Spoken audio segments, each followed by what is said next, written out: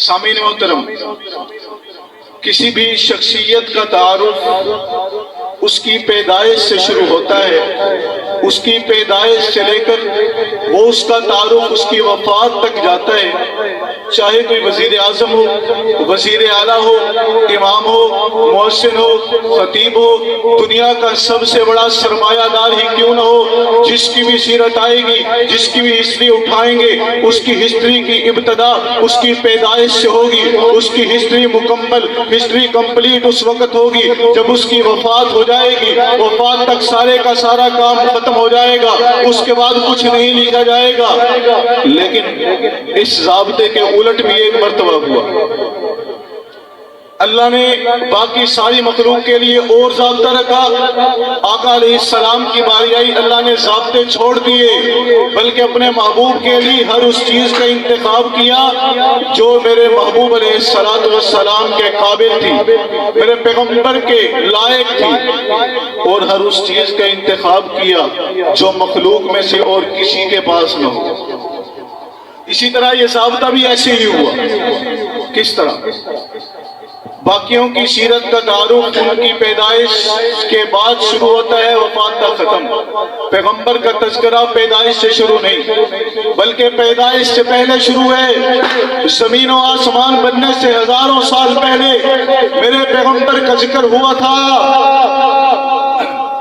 और इसी तरह वफात पर खत्म नहीं हुआ। पैगंबर का जिक्र आज भी चल रहा है, इंशाअल्लाह कल भी चलता रहेगा, क़यामत की सुबह तक चलता रहेगा। पैगंबर के जिक्र को खत्म करने वाले खत्म हो सकते हैं, उनकी औलादें खत्म हो सकती हैं, नस्लें खत्म हो सकती हैं, सारे का सारा कुछ खत्म हो सकता है, लेकिन मेरे पैगंबर का जिक्र खत्म नहीं हो सकता।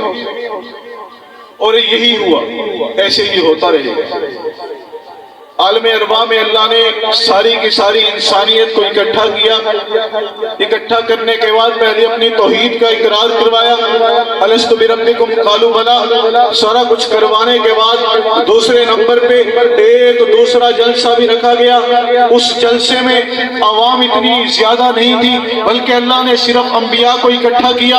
अंबिया को इकट्ठा करने के बाद रब्बुल आलमीन अंबिया से याद लेते हैं। नबियों, अल्लाह कुरान में फरमाते हैं, वइज़ा ख़ज़ल्लाहु मीसाक़न नबिय्यीना लमा आतैतुकुम मिन किताबिन व हिकमा।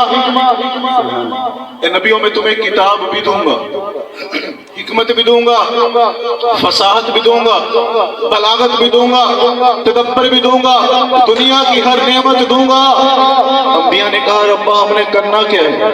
अल्लाह ने कहा, वइज़ा ख़ज़ल्लाहु मीसाक़न नबिय्यीना लमा आतैतुकुम मिन किताबिन व हिकमा सुम्मा जाअकुम रसूलुन मुसद्दिक़ुन लिमा माअकुम लतु'मिनुन बिही व लतंसुरुन्नहु। आखिर में एक रसूल आएगा, उस पर ईमान लेकर आना है। सिर्फ ईमान ही नहीं, उसकी मदद भी करनी है।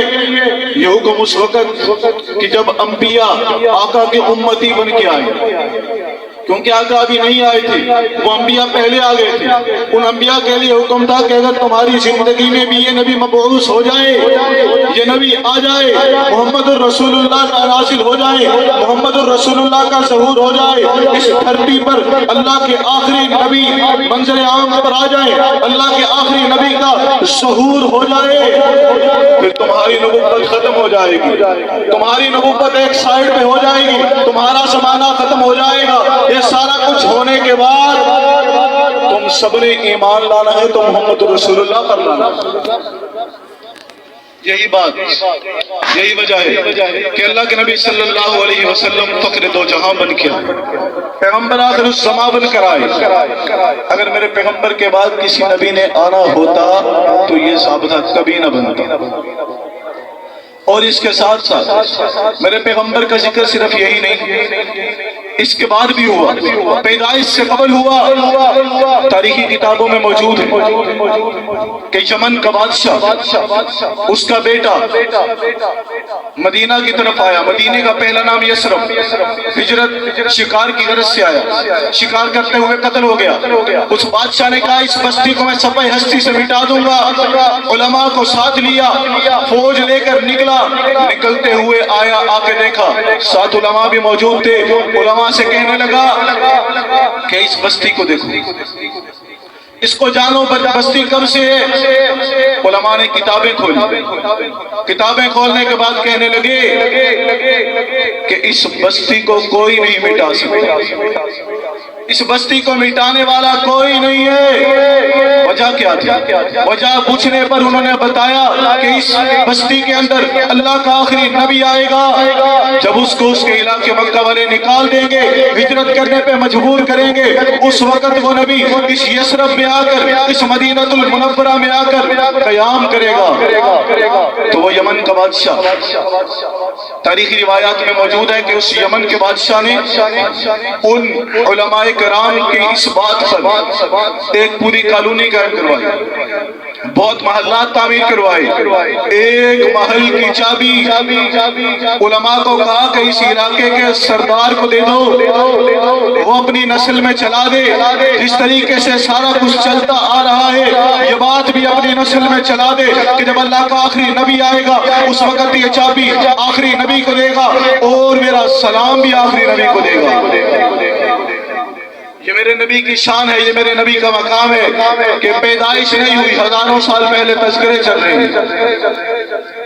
اگر یہ تاریخی روایات سچی ہیں تو پھر مجھے اجازت دیجیے میں یہ لفظ کہوں کہ آج تک آپ نے یہی سنا کہ حضرت محمد الرسول اللہ صلی اللہ علیہ وسلم حضرت ابو ایوب انصاری کے مکان میں آ کر تھے، لیکن سنو، دل پہ ہاتھ رکھ کے سنو، یہ تاریخی روایات اگر سچی ہیں تو آقا ابو ایوب انصاری کے مکان میں نہیں ٹھہرے، ابو ایوب انصاری میرے آقا کے مکان میں ٹھہرے۔